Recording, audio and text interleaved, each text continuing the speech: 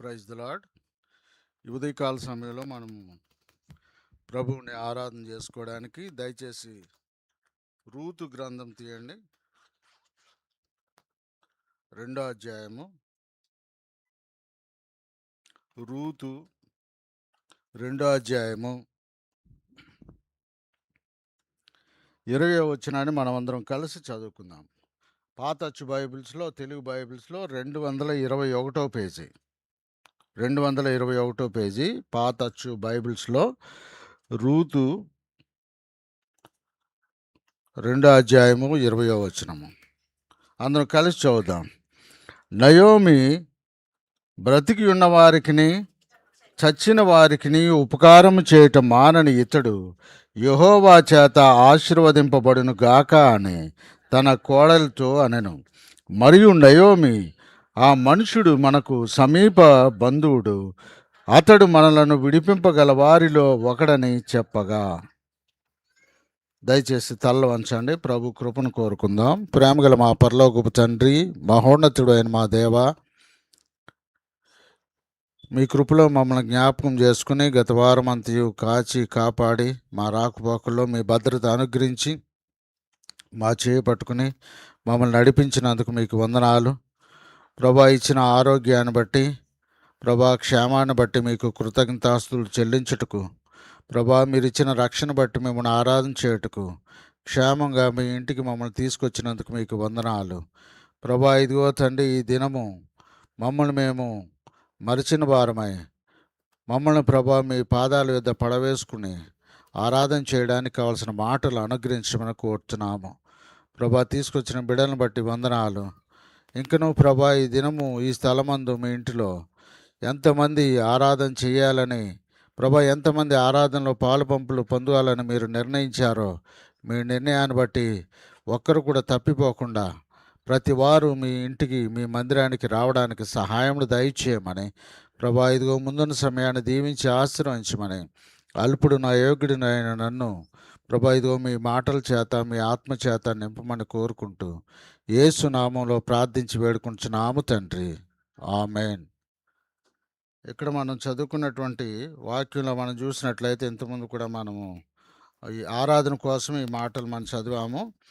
ఈ రూతు పుస్తకానికి వచ్చేసరికి న్యాయాధిపతుల తర్వాత మరి ఈ రూతు పుస్తకం ఉంది. న్యాయాధిపతుల కాలంలో మరి ఇశ్రాయేలు ప్రజలు వాళ్ళు ఇష్టం వచ్చినట్టుగా జీవించేవారు. అయితే మరి అలాంటి పరిస్థితుల్లో మరి రూతుకి అదేవిధంగా మరి న్యాయాధిపతులు సరైనటువంటి రీతిలో మరి పరిపాలన చేయలేకపోయారు. చాలామంది న్యాయాధిపతులు ఫెయిల్ అయిపోయినట్లుగా మనం చూస్తాం. అయితే కొంతమంది న్యాయాధిపతులు మాత్రము చక్కగా మరి న్యాయం తీర్చి మరి ఇశ్రాయేలు ప్రజల్ని సరైన రీతిలో నడిపించినట్లుగా మనం చూస్తాం. అయితే న్యాయాధిపతుల తర్వాత మరి వారిని నడిపించడానికి మరి వ్యక్తి కావాలి. ఎవరు కావాలి? న్యాయాధిపతుల తర్వాత దేవుడు కొంతమంది ప్రవక్తలను లేపాడు, ప్రవక్తల్ని, రాజుల్ని లేపాడు. అయితే వారి మధ్య, ఈ రెండింటికి మధ్యలో, అంటే న్యాయాధిపతులకి, ప్రవక్తలు, రాజులకి మధ్యలో ఈ పుస్తకం ఇమర్చబడి ఉంది. అయితే మరి ఇక్కడ మనం చూసినట్లయితే ఈ పుస్తకం యొక్క మరి ముఖ్యమైనటువంటి థీమ్ ఏంటంటే విమోచన, విడుదలని సూచిస్తూ ఉన్నది. అయితే ఈ న్యాయాధిపతుల కాలంలో ప్రజలు వాళ్ళు ఎలా జీవించినట్లుగా వాక్యంలో ఉందంటే, జస్ట్ పేజ్ ఇట్లా తిప్పండి. న్యాయాధిపతులు చివరి అధ్యాయం చివరి వచనం చదవండి. ఆ దినములలో ఇశ్రాయేలులకు రాజు లేడు, ప్రతివాడును తన తన ఇష్టానుసారముగా ప్రవర్తించుచు వచ్చెను. కాబట్టి రాజు లేని ఆ దినాలలో వాళ్ళ ఇష్టానుసారంగా వాళ్ళు మరి దేవుని యొక్క భయం లేకుండా జీవించినట్లుగా మనం చూసాము. అదేవిధంగా మరి 19వ అధ్యాయం 1వ వచనం చదవండి.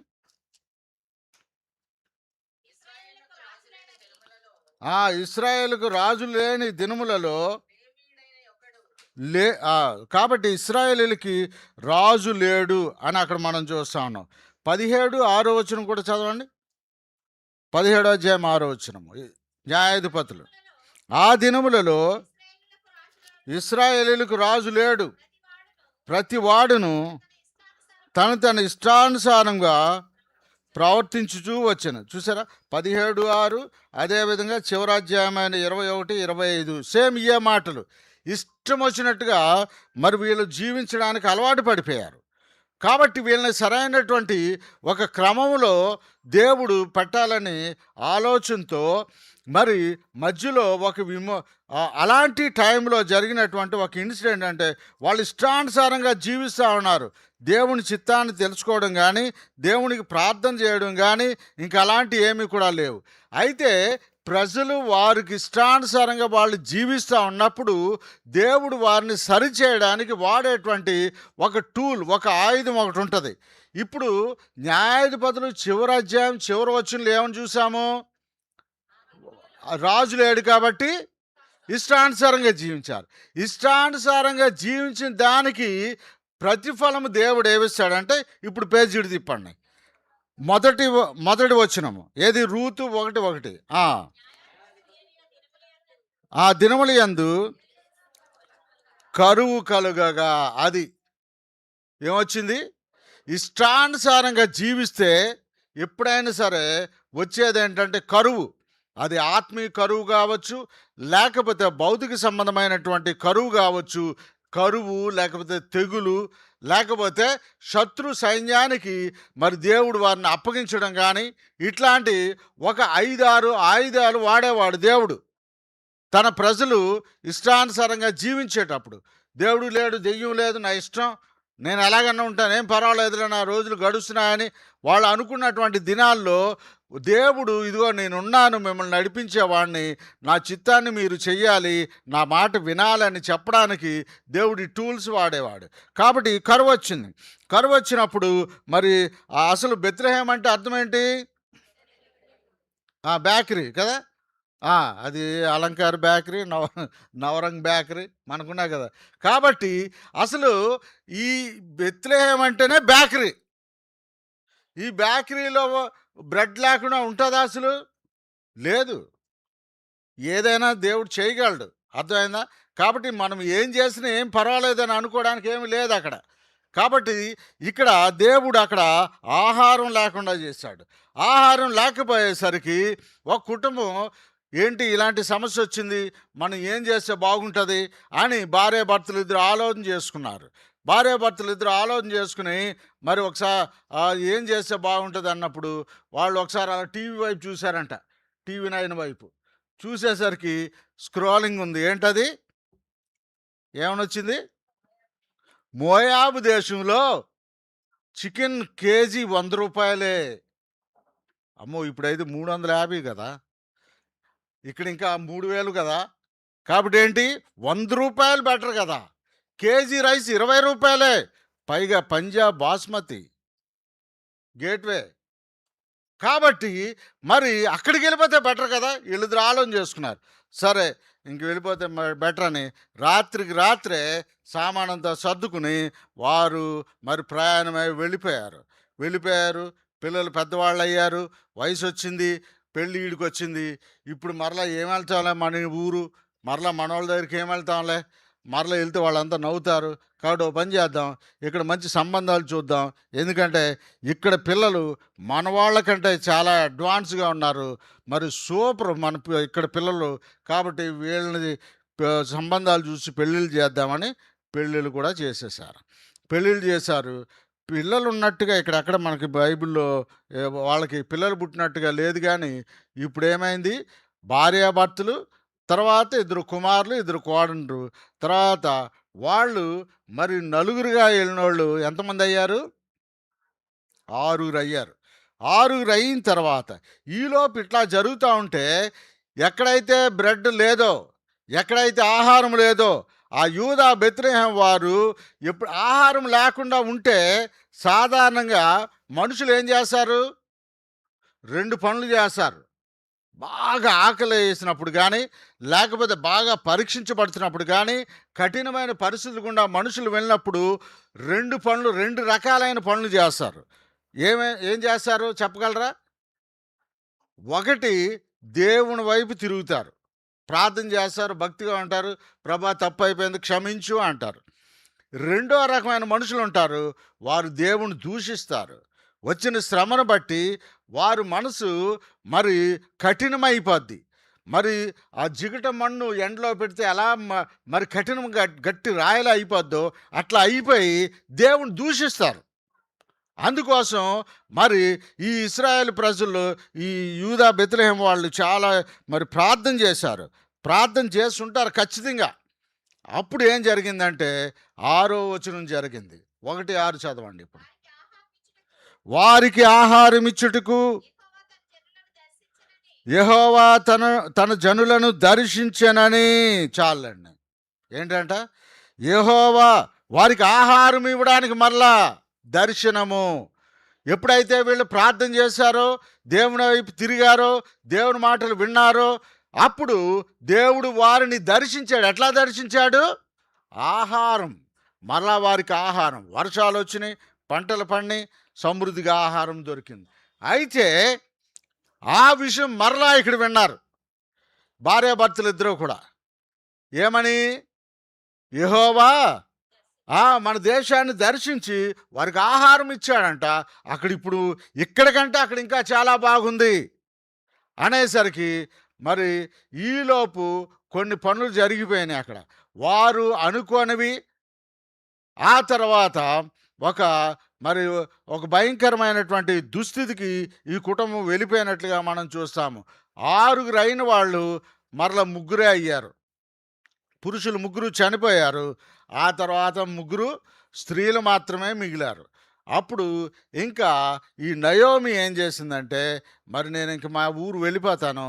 మరి మీ మీ ఊరు మీరు, మీ అమ్మ వాళ్ళ ఇంటికి మీరు వెళ్ళిపోయి మళ్ళీ పెళ్ళిళ్ళు చేసుకోండి. ఇంకా దేవుడు నాకు విరోధి అయిపోయాడు, దేవుడు నాకు తప్పు చేశాడు అని దేవుడి మీద కొన్ని నిందలేసేసి బయలుదేరింది. మరి సర్దుకుని మరి వెళ్ళిపోవడానికి మరి ఇది అయ్యేసరికి అంతవరకు కలిసి ఉన్నటువంటి ఆ కోడలిద్దరూ కూడా వచ్చి, అత్తమ్మ మేము కూడా నీతో వస్తాము అంటే, మరి నయోమి చెప్తుంది, నేను మరలా వివాహం చేసుకుని పిల్లల కంటే ఆ పిల్లలు పెద్దవాళ్ళయి మరి పెళ్ళిడొచ్చి అప్పుడు వారు మీతో కాపురం చేస్తారా? అది జరగని పని కదా. కాబట్టి మీరు ఓ పని చేయండి, మీ అమ్మగారి ఇంటికి మీరు వెళ్ళిపోండి అనగానే మరి వెంటనే ఒక కోడలు మరి ఏం చేసింది? చటుక్కున అత్తగారిని కౌగిలించుకుని వలవల ఏడ్చేసి చక్కని ముద్దు పెట్టేసుకుని, కొంతమంది ఊరికి ఏడిపోతుంటుంది, మామూలు ఏడుపు కాదు అది. బస్ స్టాండ్లు ఏడుస్తారు, రైల్వే స్టేషన్లో ఏడుస్తారు, రైతు బజార్ పక్కన గోడ దగ్గర నిలబడి ఏడుస్తారు. ఎక్కడన్నా సులువుగా ఏడవగలరు స్త్రీలు, మనకి అది వరం. కాబట్టి ఒక ఏడుపు లాంటి ఏడుపు ఏడ్చి, ఒక కౌగిలి లాంటి కౌగిలిచ్చి, ముద్దు లాంటి ఒక ముద్దు పెట్టి వారిపై ఏం చేసింది?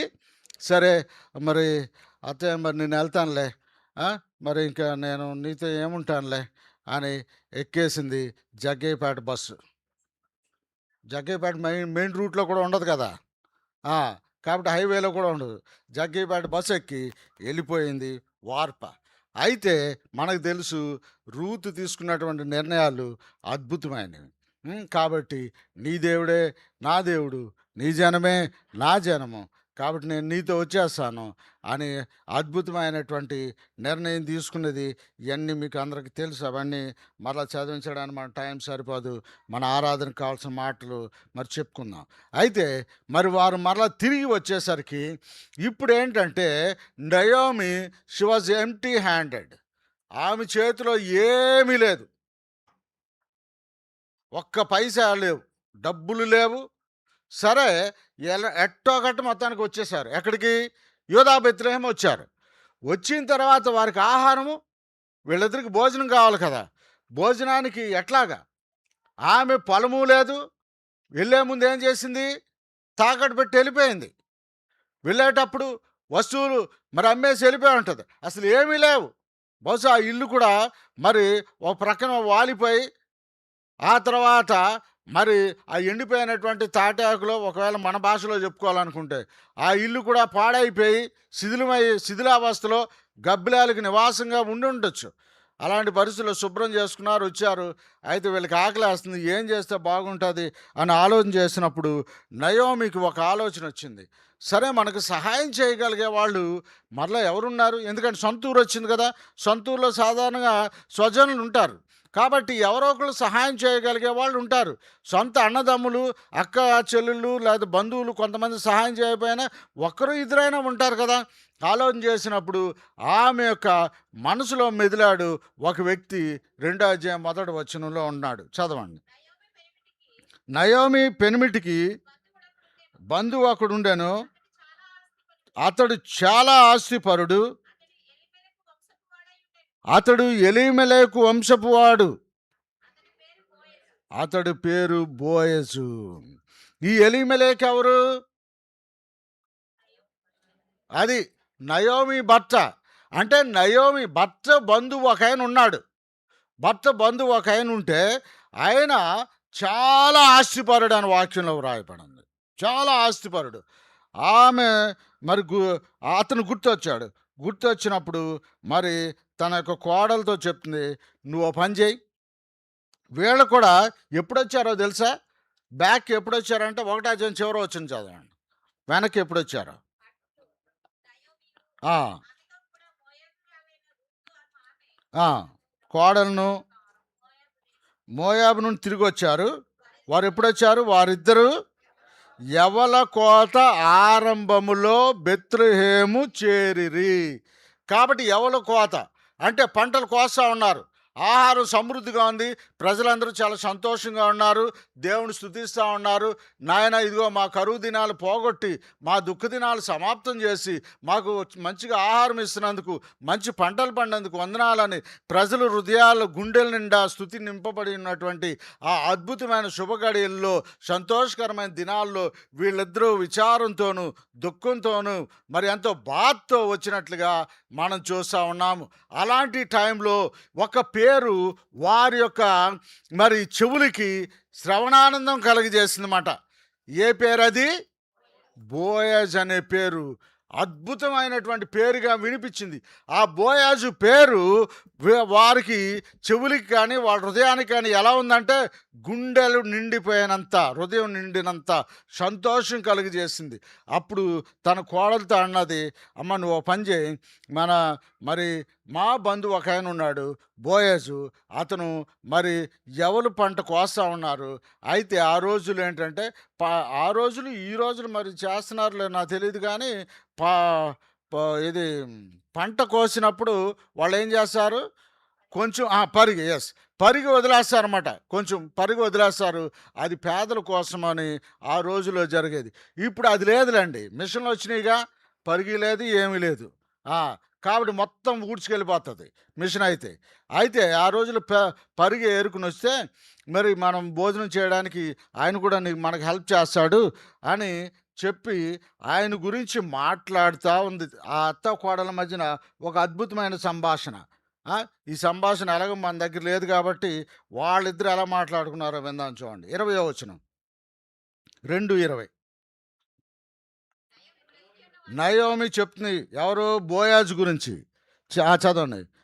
బ్రతికి ఉన్న వారికిని చచ్చిన వారికిని ఉపకారము చేయుట మానని ఇతడు యెహోవా చేత ఆశీర్వదించబడును గాక అని తన కోడలతో అనెను.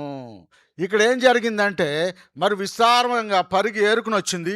ఎవరు తీసుకొచ్చి ఇంట్లో పెట్టింది. ఆ బోయాజు తనకు చేసిందంతా కూడా ఏ విధంగా మేలు చేశాడో మరి ఎవరు తీసుకురావడానికి తెచ్చుకోవడానికి తను బోయాజు దగ్గర వెళ్ళినప్పుడు అద్భుతమైనటువంటి ఎక్స్పీరియన్సెస్ అన్నీ కూడా తన అత్తగారితో మరి కోడలు షేర్ చేసుకుంది. షేర్ చేసుకున్నప్పుడు అవును నిజమే, అతడు మామూలు వ్యక్తి కాదు. అతడు ఎవరు? బ్రతికి ఉన్నవారికి చచ్చిన వారికి కూడా మేలు చేసేవాడు.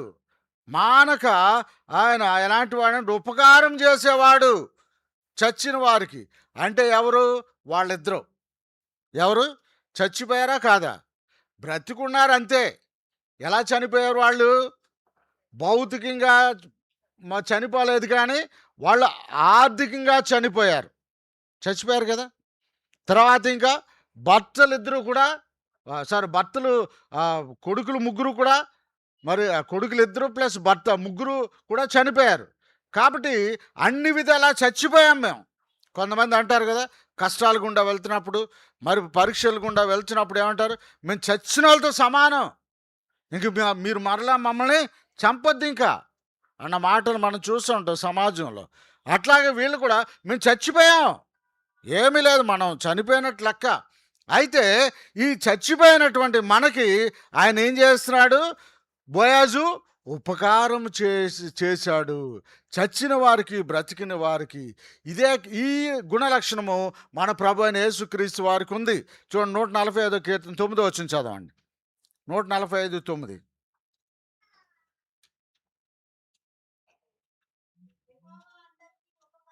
యెహోవా అందరికీ ఉపకారి. చాలండి. మనం ఇక్కడ చూసినట్లయితే మేము చచ్చిన వారము అన్నదానికి ఇంకో మాట ఏంటంటే, ఎఫెసీ 2:1 ఏముంటుంది, మీరు మీ అపరాధముల చేత, అది ఆర్థికంగా చచ్చిపోవడము, ఆ తర్వాత అపరాధముల చేత చచ్చిపోవడం. ఈ చచ్చిపోయిన వారికి, చనిపోయిన వారికి ఈయన ఉపకారం చేసేవాడు. యెహోవా అందరికీ ఉపకారి. ఆయన ఉపకారం చేసే దేవుడు. ఇర్మీయా 32:41 చదవండి. త్వరగా కొన్ని వచనాలు చదవండి, మన ఆరాధనలోకి వెళ్దాం. ఇర్మీయా 32:41. వారికి మేలు చేయుటకు వారి యందు ఆనందించుచున్నాను. కాబట్టి మన ప్రభు మేలు చేయడానికి ఆనందించేటువంటి దేవుడు. కొన్నిసార్లు మనమేంటే కీడు చేయడానికి ఆనందిస్తాం, కీడు జరిగితే సంతోషిస్తాం. కానీ మన దేవుని యొక్క లక్షణం ఏంటంటే, ఆయన మేలు చేయడానికి, ఉపకారం చేయడానికి ఆయన ఎలాంటి వాడంట, ఆనందించేటువంటి దేవుడు. అదేవిధంగా లూకా సువార్త 6:35 వచనం కూడా చదవండి దయచేసి. లూకా 6:35.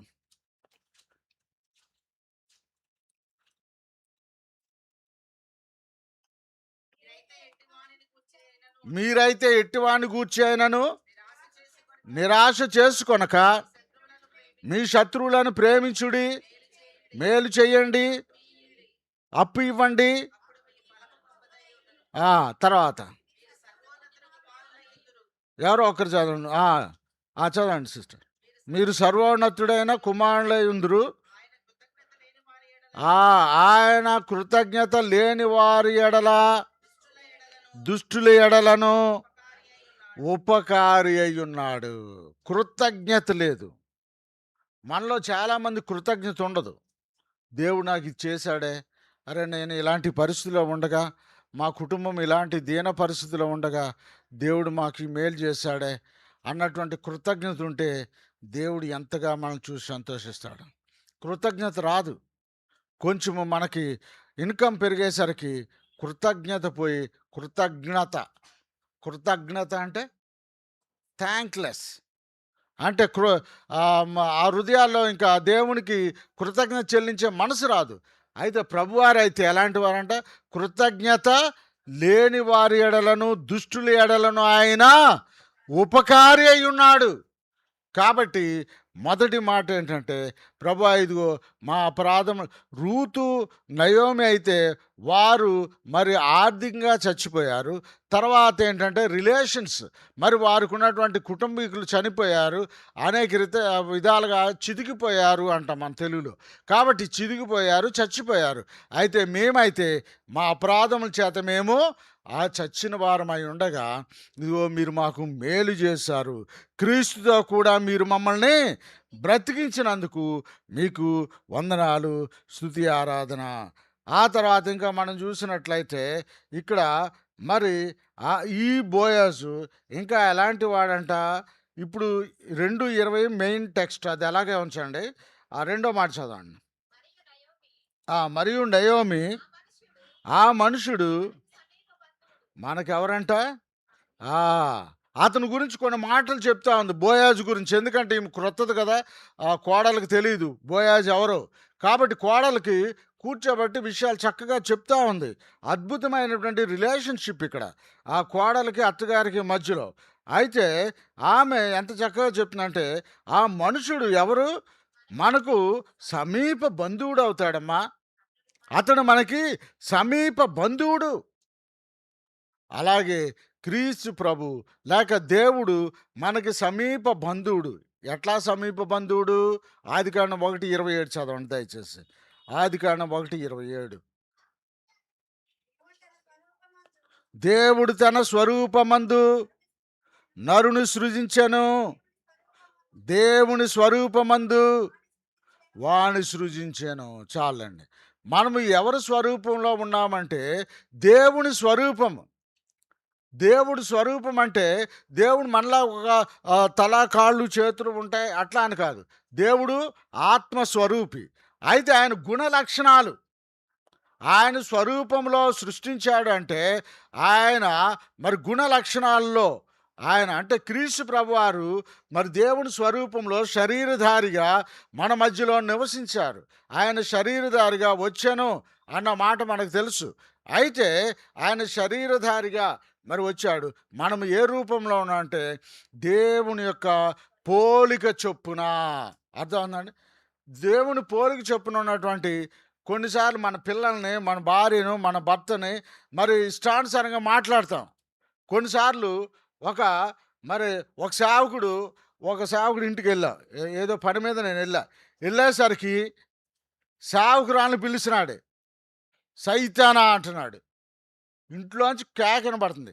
ఈ సైతాను సేవకుడి ఇంట్లో సైతాను కూడా ఉందా ఎవరా అనుకుంటే ఈ లోపల వాళ్ళిద్దరూ యుద్ధం జరిగిపోతుందన్నమాట. అసలు ఇజ్రాయెల్ ఇరాన్కి మధ్యలో జరిగినట్టు జరుగుతుంది. అమ్మో ఇంక నాకు భయం వేసి వెంటనే ఇంక నాకు చెమటలు పట్టినాయి. అంతే బండి స్టార్ట్ చేసుకుని పోవడం. మళ్ళీ 2 రోజులు అటు వెళ్తే ఎందుకంటే సైతానా అంటున్నాడు, ఆమె ఇంకేదో అంటుంది.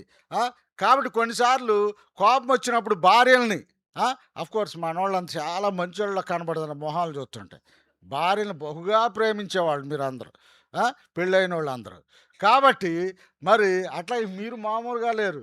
మీరు అంతకంటే ఇన్నోసెంట్గా కనబడుతున్నారు. మీరు అంతకంటే భర్తను బాగా ప్రేమించి ఘనంగా వారిని మర్యాదగా పిలిచేటట్టున్నారు. కాబట్టి ఇక్కడ మనం చూసినట్లయితే మరి మనము దేవుని పోలికలో ఉన్నాము, దేవుని యొక్క స్వరూపంలో మనం ఉన్నామని ప్రభు చెప్తా ఉన్నారు. ఈ దేవుని పోలికలో ఉన్నటువంటి మరి మనుషుల్ని మనము వేరే పోలికలతో, జంతువు పోలికో లేకపోతే ఏదేదో పోలికతో మనము పిలవకుండా ఉండడం అది సమంజసం. ఇక్కడ చూసినట్లయితే అతడు మనకు సమీప బంధువు. అట్లాగే ప్రభువా నన్ను నీ పోలికగా చేసినందుకు స్తుతి ఆరాధన. అలా కాకుండా దేవుడు స్వార్థంతో మనల్ని కూడా జంతువుల్లా చేశాడు అనుకోండి, అప్పుడు దేవుడు స్వార్థపరుడు అవుతాడు. మనకు కూడా ఒక 4 కాళ్ళు, పెద్ద డొప్ప చెవులు, ఒక తోక పెడితే మనం జంతువులతో సమానం. కానీ మనం అట్లా చేయలేదు. దేవుడు మనలో ఒక ప్రత్యేకమైనటువంటి డిజైన్, అద్భుతమైనటువంటి డిజైన్. కొన్నిసార్లు చాలాసార్లు మరి నేను దేవుని స్తుతిస్తూ ఉంటాను ఒంటరిగా ఉన్నప్పుడు. ప్రభా ఎంత అద్భుతమైనటువంటి మిషన్ మనిషిని తయారు చేసావు నాయన. కొన్నిసార్లు కొన్ని మిషన్స్ ఎంత అద్భుతంగా తయారు చేసినా, ఎంత లేటెస్ట్ టెక్నాలజీతో తయారు చేసినా సరే ఆ మిషన్స్ పాడైపోతాయి. కానీ దేవుడు కొంచెం ఎదురుకు జరగండి, కొంచెం ముందుకు జరగండి. మీరు కూడా పిల్లలు కొంచెం ముందుకు జరగండి. ఎదురు 3-4 కుర్చీలు ఖాళీ ఉన్నాయి. ముందు వచ్చిన వాళ్ళు ముందు కూర్చోవచ్చు, ఏం కాదు. అప్పుడు వెనక వచ్చిన వాళ్ళు వెనక. కాబట్టి ముందుకు రండి, ఎదురు చాలా ప్లేస్ ఉంది. కాబట్టి ఇక్కడ మనం చూసినట్లయితే దేవుని పోలిక, ఆ పోలిక ప్రభు మనకు అనుగ్రహించారు. ఇంకా మనం చూసినట్లయితే ఆ దేవుని పోలిక మొదటిది. రెండవది ఆయనకు మనం ఎలా సమీపంగా ఉన్నామంటే ఇప్పుడు చూడండి, ఎఫెసీ 2:13 చదవండి. ఎఫెసీ 2:13. అయినను మునుపు దూరస్తులైన మీరు ఇప్పుడు క్రీస్తు యేసునందు క్రీస్తు రక్తము వలన బ్లడ్ రిలేషన్ అంటాం మనం. బ్లడ్ రిలేషన్ అని చెప్పుకుంటూ ఉంటాం. క్రీస్తు రక్తం వలన ఆయనకి సమీపముగా, ఒకటి ఆయన పోలిక, రెండవది క్రీస్తు యొక్క రక్తము వలన ఆయనకు మనము సమీపస్తులముగా అయ్యాము. ఆ తర్వాత రోమా 8:16 చదవండి. రోమా 8:16. మనము దేవుని పిల్లలము. చూసారా, మొదటేమో దేవుని పోలిక, రెండవదేమో క్రీస్తు రక్తం ద్వారా ఆయనకు సమీపస్థులము, మూడవది మనము ఎవరమంట, దేవుని పిల్లలము. దేవుని పిల్లలమే కాదు, ఇంకేంటంటే చదవండి దయచేసి.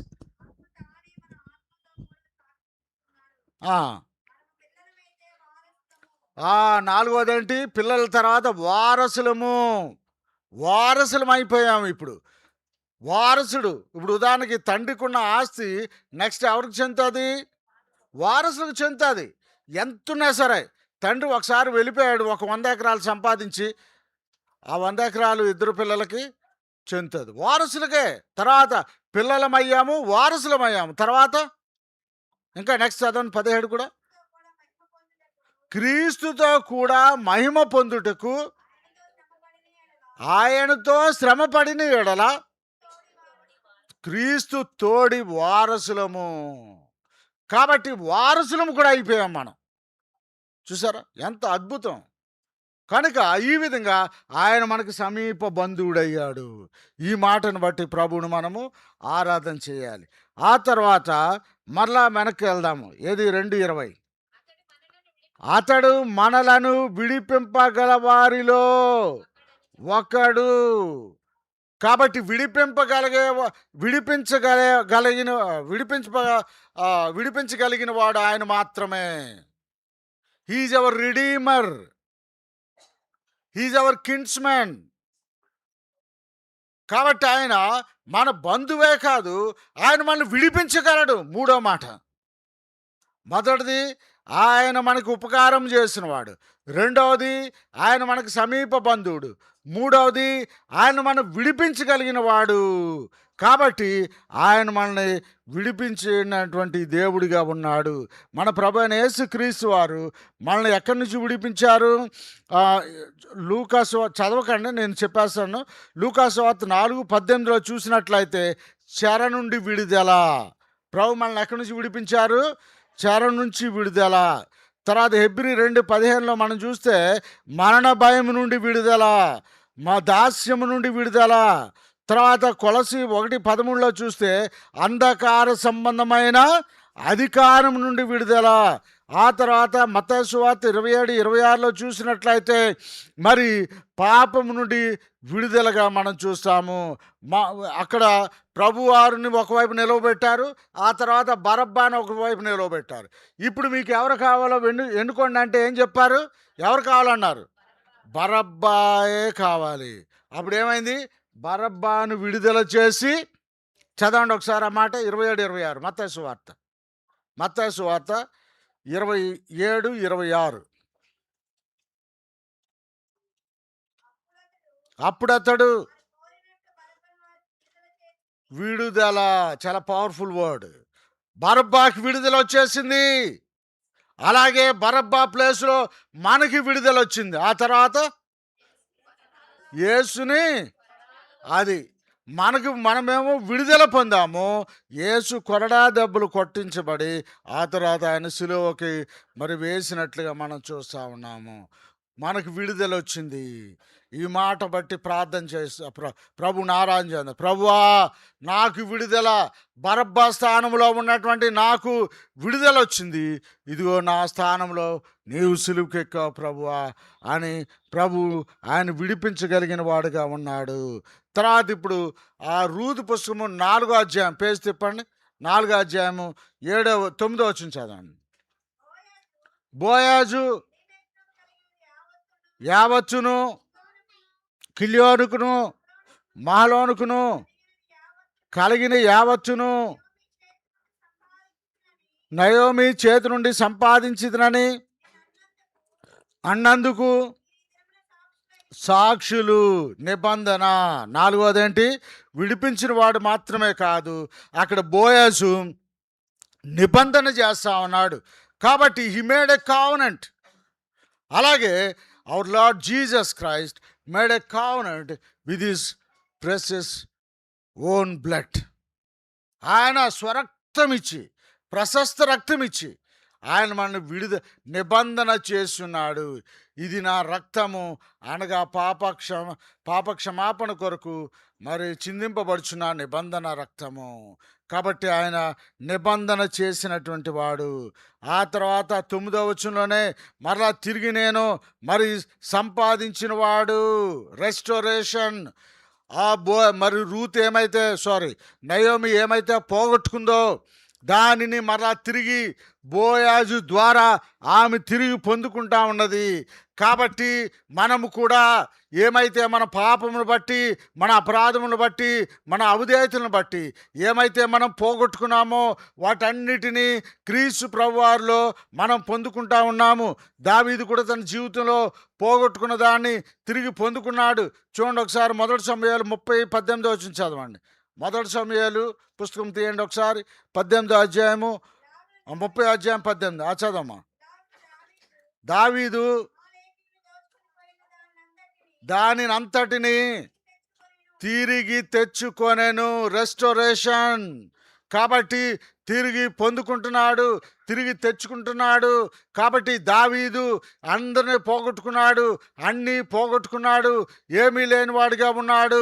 అయితే దేవునికి ప్రార్థన చేసి తన దేవుడైన యెహోవాను బట్టి ధైర్యము తెచ్చుకొని మరి ప్రార్థన చేసి వాగ్దానం తీసుకుని ప్రభు మాట తీసుకుని వెళ్ళి యుద్ధం చేసి అమాలేకీలను ఓడించి తను నష్టపోయింది పోగొట్టుకున్న సమస్తాన్ని కూడా తిరిగి తెచ్చుకున్నట్టుగా మనం చూస్తూ ఉన్నాము.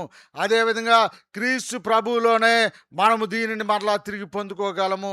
ఏ సంతోష ఆనందాలు లేకపోతే ఏ దేవునితో సమాధానాన్ని ఏం పోగొట్టుకున్నామో వాటన్నిటిని కూడా క్రీస్తు ప్రభు ద్వారా, క్రీస్తు ప్రభు యొక్క నిబంధన ద్వారా, ప్రభు యొక్క రక్తం ద్వారా మనము తిరిగి పొందుకున్నాము. వాటిని బట్టి మనము ప్రభువుని ఆరాధన చేయాలి. చివరిగా ఒక మాట, ఆ 10వ వచనం చదవండి. రూతు 4:10. మరియు చనిపోయిన వాని పేరట అతని స్వాస్థ్యమును స్థిరపరచునట్లును, చనిపోయిన వాని పేరు అతని సహోదరులో నుండి ఉండునట్లును, మహ్లోను భార్య అయిన రూతును మోయాబీరాలను సంపాదించి పెండ్లి చేసుకొంచున్నాను. 6వది అద్భుతం. ఇప్పుడు ఏమైంది? ఇక్కడ మీరు ఆ వచనాలు బైబిల్ చదివేటప్పుడు దయచేసి ప్రతి అక్షరం కూడా అద్భుతమైంది, ప్రతి మాట కూడా అద్భుతమైన మాటలు. అక్కడ ఎంత అద్భుతంగా ఉన్నాయంటే, అక్కడ ఆ రూతు ఎవరు భార్య? మహ్లోను భార్య. అవునా? చాలామంది కన్ఫ్యూషన్, మహ్లోనా కిల్లోనా అలా అన్న. అయితే ఎవరు భార్య అంటే రూతు మహ్లోను భార్య. ఈ మహ్లోను భార్య అయినటువంటి ఈ రూతు ఎవరు? అది ఆమె అన్యురాలు అయినటువంటి ఆమెను. అలాగే మనం ఎవరు? మనలో ఇక్కడ ఎవరైనా యూదులు ఉన్నారా? యూదులు ఉంటే దయచేసి ముందుకు రండి, ఒక చైర్లో కూర్చోబెట్టి మీకు సన్మానం చేస్తాం. యూదులు ఎవరు లేరు, అంత ఇండియన్సేనా? Okay, very good. కాబట్టి ఇక్కడ ఏం జరిగిందంట, ఈ మోయాబీరాలు, మనము కూడా అంతే. ఆ ప్లేస్లో ఏం చెప్పుకోవాలి? ఈ ఇండియన్, ఈ హిందువుడు, ఎవరు? ఈ హిందువుడు లేకపోతే ఈ మోయాబీరాలైన ఈమెను నేనేం చేస్తున్నాను? సంపాదించి. పెండ్లికి ముందు ఆగండి, అప్పుడే కాదు పెండ్లి. ఏంటి దానికి ముందు ఏముంది? సంపాదించి. చూడండి ఒకసారి అపోస్తలుల కార్యములు 20:28 చదవండి. 20:28.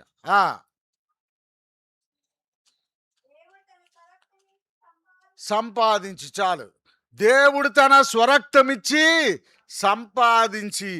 ఆమెనేమో బోయజేమో ప్రమాణం చేసి మరి సంపాదించాడు. ఇప్పుడు మనం ఎలా సంపాదించబడ్డాము? స్వరక్తమిచ్చి నేను సంపాదించాను.